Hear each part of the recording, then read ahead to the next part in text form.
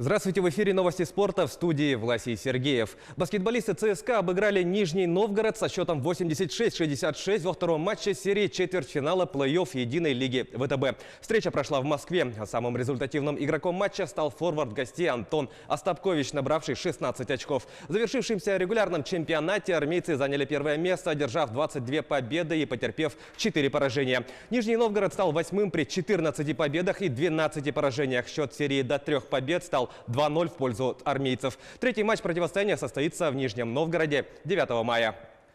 В другой четвертьфинальной игре турнира краснодарский «Локомотив Кубань» обыграл петербургский «Зенит». Встреча, прошедшая в Краснодаре, завершилась со счетом 70-69. Самым результативным игроком этого матча стал центровой «Зенита» Джален Рейнольдс, записавший свой актив 15 очков. В завершившейся регулярке «Локомотив» занял 4-е место, одержав 17 побед и потерпев 9 поражений. «Зенит» стал 5-м при 15 победах и 11 поражениях. Счет серии стал равным 1-1. Третий матч пройдет в Санкт-Петербурге также 9 мая.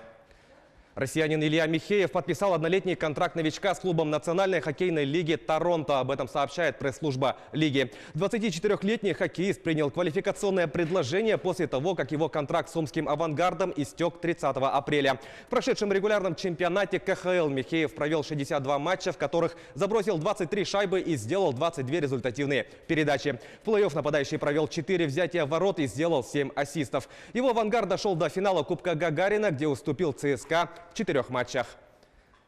Капитан омского клуба континентальной хоккейной лиги «Авангард» Евгений Медведев покинул команду. Об этом сегодня сообщила пресс-служба клуба. Хоккеист выступал за «Авангард» с 2016 года. В прошедшем регулярном сезоне КХЛ он провел 62 матча, забив 8 голов и сделав 22 ассиста. В плей-офф нападающий сыграл 11 матчей, отметившись одной результативной передачей. Всего за 3 сезона хоккеист провел за омский клуб 202 матча, набрав 93 очка. В прошедшем сезоне «Авангард» дошел до финала Кубка Гагарина, где уступил московскому ЦСКА со счетом 0-4.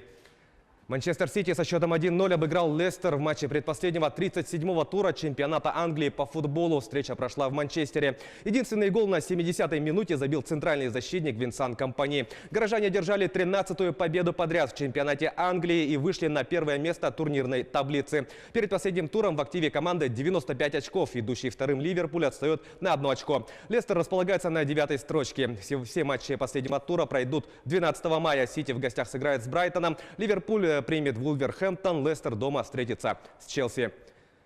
В матче со «Спартаком» у футболистов «Алмаз Алросы» не было концентрации. Таким мнением поделился старший тренер мирнинцев Сергей Мирошниченко. Напомню, в заключительном туре регулярки Высшей лиги России «Алмаз» уступил красно-белым со счетом 9-0, но все же вышел в плей-офф с 3-го места. В четвертьфинале якутяне сыграют с екатеринбургским «Зиком».